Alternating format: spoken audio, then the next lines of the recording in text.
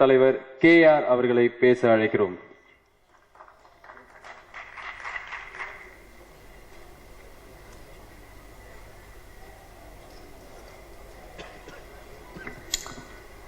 மதிப்பிற்கும் மரியாதைக்குரிய இயக்குநர்களுக்கெல்லாம் இயக்குனர் சிகரம் பாலச்சந்திர ஐயா அவர்களே, மெல்லிசை மன்னர் MSV ஐயா அவர்களே, நடிகர்களுக்கெல்லாம் நடிகர் உலக நாயகர் என் இனிய நண்பர் கமல்ஹாசன் அவர்களே, பெப்சி தலைவர் அமீர் அவர்களே, இயக்குனர் சங்க தலைவர் விக்ரமன் அவர்களே, மற்றும் மேடையில் வந்திருக்கும் நண்பர்களே, வருகை தந்திருக்கும் ஊடகங்களுக்கும் பத்திரிகை நண்பர்களும் என் பணிவான வணக்கத்தை தெரிவித்துக் கொள்கிறேன். நினைத்தாலே இனிக்கும் இந்த தலைப்பு சினிமா உலகம் இருக்கிறவரையிலும் எங்களால் மறக்க முடியாது. காரணம், பாலச்சந்திர ஐயா அவர்களுடைய எந்த படமாக இருந்தாலும் அவர் முதல் முக்கியத்துவம் தலைப்புக்கு கொடுக்கிறது. உண்மையிலேயே ஒரு வித்தியாசமான எளிமையான ஒரு தலைப்பு செலக்ட் பண்ணுவார்.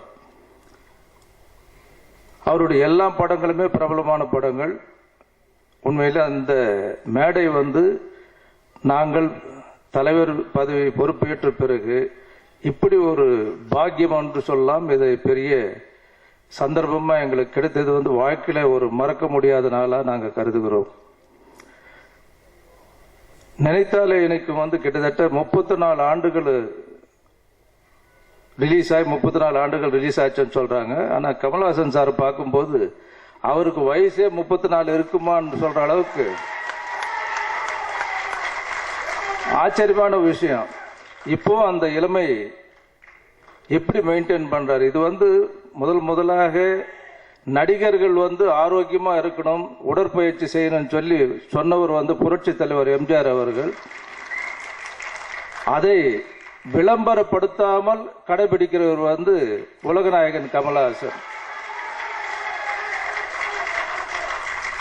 அது சுயநலம் பாராமல் தயவு செய்து இந்த மேடையில கமல்ஹாசன் அவர்களுடைய இளமைக்கான ரகசியத்தை உங்களுக்கு சொல்லணும்னு சொல்லி நான் ஆசைப்படுகிறேன்.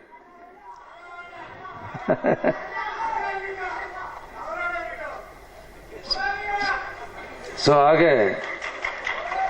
நினைத்தாலே இனிக்கும் படம் திரும்ப வெளியிடுவது நிச்சயமா தமிழ் கலை உலகத்திலே ஒரு எதிர்பார்க்கக்கூடிய ஒரு படமாக இருக்கிறது. ஆக அந்த படம் மாபெரும் வெற்றி பெற வேண்டும். முக்கியமாக உலகநாயகனும் சூப்பர் ஸ்டார் இணைந்து நடித்த இந்த படமும் இளமை ஊஞ்சல் ஆடுகிறது. ஸ்ரீதர் சார் டைரக்ட் பண்ண இளமை ஊஞ்சல் ஆடுகிறது. இவங்க இணைந்து நடித்த படங்கள். அதன் பிறகு பஞ்சு அருணாச்சலம் அவர்கள் என்னுடைய நண்பர் ஒரு நாள் கூறும்போது இருவரும் அவருக்கு ஒரு படத்திற்கு கால் ஷீட் கொடுத்திருந்தாங்க.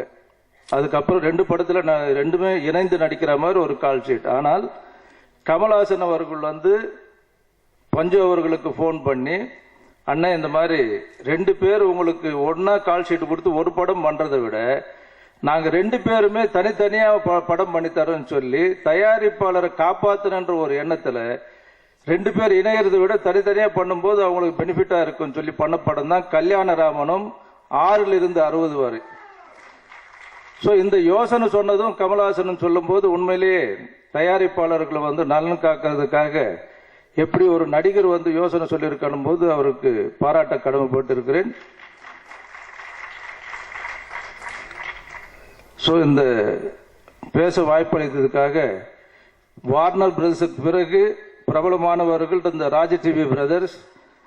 அவங்க இந்த வாய்ப்பு எங்களுக்கு அளித்ததுக்காக அவங்களுக்கும் நன்றி கூறி விடைபெறுகிறேன். வணக்கம்.